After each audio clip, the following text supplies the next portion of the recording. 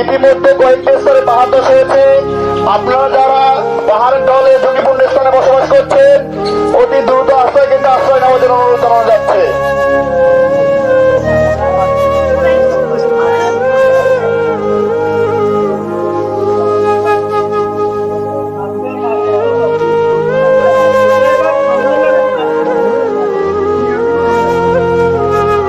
বছর বছর এভাবে লস দিতে দিতে তো আমরা আসলে কৃষক যারা আছে তারা সবসময় ঋণগ্রস্ত হয়ে যাইতেছে। আমরা রান্ধন বাড়ান সব সাদুর উপরে, আমরা থাকিও সাদুর উপরে, ঘরে তো টুকুর মতন কোনো ব্যবস্থা নেই, পানি সব ডুবে গেছে।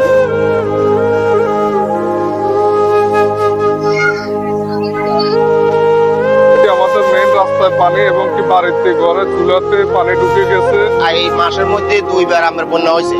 তাহলে এই বাঁধগুলা যে পড়ে গেছে, আগে একবার ভাঙছিল, ওই বাঁধগুলা কিন্তু মেরামত করে নাই সরকারে। বর্তমানেও আবার এখান দিয়ে আরো 2-3 আন্তি ভাঙি পড়ে গেছে। এই কারণে আমরা এই যে পানির মধ্যে এত কষ্টে আছি। প্রতি বছর এই বন্যাটা হয়, এটার জন্য মানুষ অনেক দুর্ভিক্ষের মধ্যে থাকে, মানুষ অনেক কষ্টের মধ্যে থাকে। আমরা চাচ্ছি যে এটা স্থায়ীভাবে যেন এই বাঁধটা যেন কাজটা কমপ্লিট করে।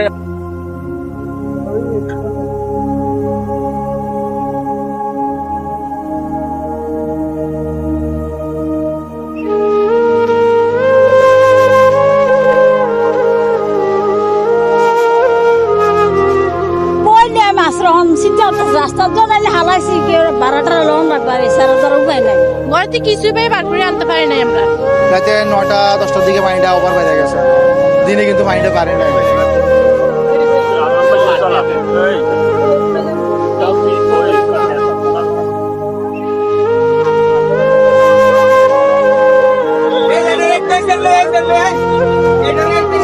মাল সামান সব নষ্ট হয়ে গেছে। এখন যে খালি নিজে জানটা নিয়ে অন্য একটা বসবাস দিয়ে অন্য একটা বাড়িতে থাকে।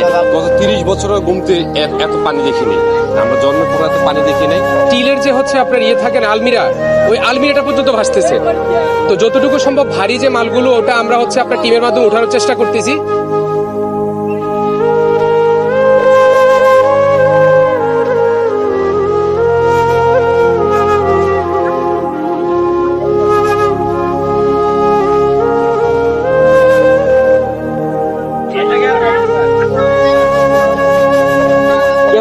রহিমপুর, বঙ্গোপসাগর, কালকাপুর এবং আবদুল্লাপুর, এগুলার সামনগর দিকে চলে গেছে ইন্ডিয়ার পানি। বীর তো হতে গেছে, আমরা বুটকুনি এবং জমি জামার উপর এইদিকে করছি, এটা চলে গেছে। আমার বাড়ির 70 দিকে ভারতের পানি একবারে চলে গেছে গা। আমি আমার ছেলে 9 জন লইয়া মানে বাড়ি সারা হইয়া স্কুলে আয়া অবস্থান। মসজিদের মাইকে আমরা অ্যানাউন্স করে দিয়েছি, যারা যারা আছে আমরা স্কুলের ভিতরে এদেরকে করছি। বর্তমানের অবস্থা খুবই খারাপ, রাত্রি মনে হচ্ছে আরো বিপর্যয় লক্ষ্য করা যাচ্ছে।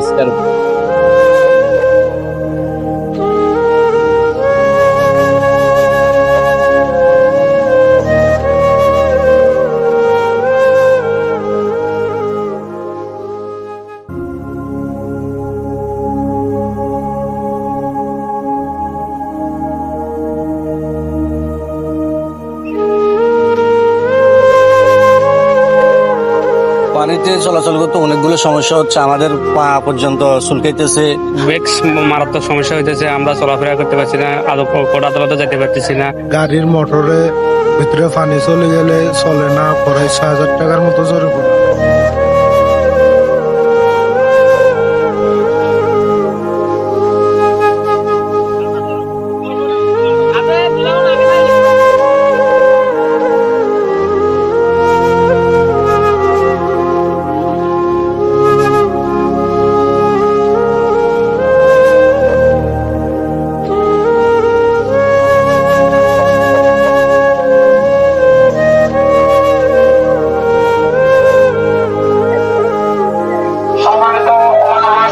ইতিমধ্যে কয়েকটি স্তরে পাহাড় ধস হয়েছে।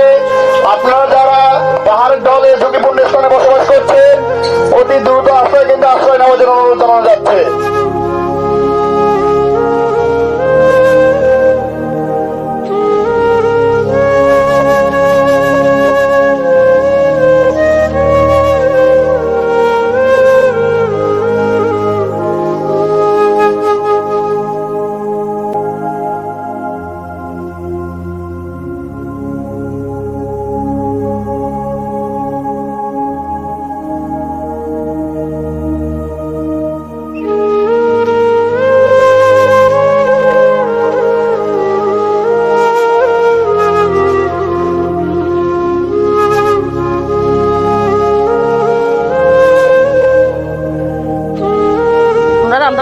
তাদের উপরে আমরা থাকিও তাদের উপরে ঘরে তো সুস্থ মতন কোনো ব্যবস্থা বছর বছর এভাবে লস